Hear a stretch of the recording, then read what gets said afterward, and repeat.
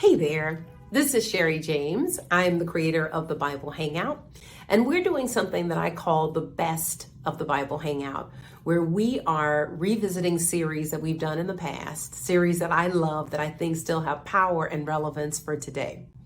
If you are here during the premiere, first of all, I want to thank you so much for being here. I want to let you know that I have a gift for you, but you got to watch all the way to the end to get the details on how to claim your gift. All right, let's get going. So, empowering the giant within you, there are 9 steps in this process. And for this entire month, we're just going to focus on step 1. And step 1 is to recognize your divine nature. Step 1 is recognize your divine nature. And I'm going to give you 5 things that you need to know. I'm only going to focus on one this week, which is know the difference between the impersonal you and the personal you. Know the difference between the impersonal you and the personal you. So let's get going. So what is the personal you versus the impersonal you? So the personal you is that physical part of you. This is the part of you that can be seen, tasted, touched, smell, heard, right? That you can perceive it with your 5 senses. The impersonal part of you is the part of you that never changes. So if the personal is the seen, right, it's the body, it's what you do, it's the circumstances, it's your environment. The impersonal is the unseen. This is the spirit. This is mind. This is revelation. So these 2 sides of your being, right, your human side and your God side, right, these 2 sides of your being, it's almost like there's a tug of war that's going on inside of you as to which side gets the lion's share of your attention. And the question that you want to ask, and only you can evaluate you, is which side of my being gets the lion's share of my attention? Do I favor the personal side or do I favor the impersonal side? This is a question that each one of us has to answer. Now, here's the thing about the personal side. The personal side is who we are, right? And who we are changes. So there was a season in my life when I was a little girl living in Houston, Texas. And then there was a season of my life where I was a teenager living in Houston, Texas. And then there was a season of my life when I was a young adult living in Los Angeles, California. The who changes through time. Right? It shifts. There's nothing permanent about who. Who is always changing. Who you are is always changing. The impersonal side of life, this is the part of you that never changes. So the spirit that animated that little girl in Houston, Texas, the spirit that animated that college student in Philadelphia, the spirit that animated that young adult in Los Angeles, that part is eternal. That part never changes. And the reason that this is important is because whatever side you identify with, you get all of the things that come with that side. So with the impersonal side, you get spirit.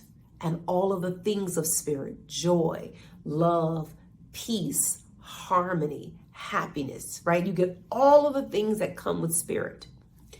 But if you identify with the personal side, you get all the stuff that comes with that. So sometimes there's happiness, but sometimes there's sadness.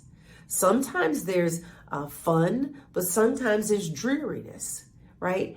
It's only discouragement is found on the personal side of life.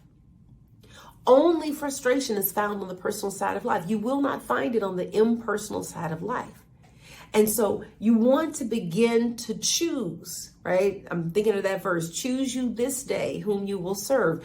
Choose which side of your being you are going to give your attention to. You know, on the personal side of life, you can be hurt. On the personal side of life, you can be damaged. If you have ever met someone that's been through a traumatic experience, you know, God bless those who don't look like what they've been through, but sometimes people look like what they've been through, right?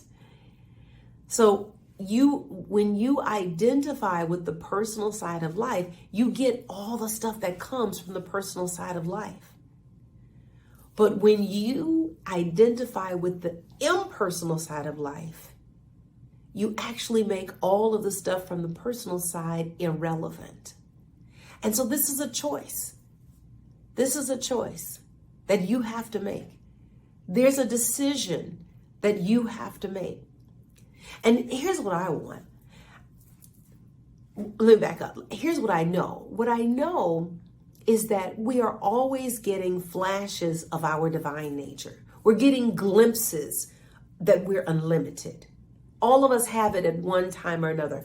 Maybe we were in a powerful church experience and that made us feel that way. Or maybe we went to a professional, ball game and we got caught up in that energy, right? So we feel that energy of nothing is impossible, right?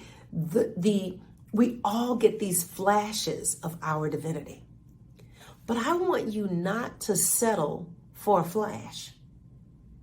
Would it be okay if you were perpetually aware of your divine nature, where you were always aware that you are unstoppable, that you never forgot that you're unstoppable, that you move as a force of nature, and you never for once cease forgetting yourself as a force of nature? Don't settle for flashes. Go for all of it. And so my call to action for you this week is simple. I want you to choose. I want you to decide which side of your being you're going to identify with. No one else can make that choice for you but you. Which side of yourself will you identify with, the personal side, or will you identify with the impersonal side? Will you identify with the human side of yourself, or will you identify with the God side of yourself? Thank you so much for being here. If you have watched all the way to the end, I want to thank you for being a part of this premiere. And on the next screen, you'll get the information where you can claim the gift that I have for you. Thank you so much for being here, and I will see you next week when I will give you the second thing that you need to know in order to recognize your divine nature.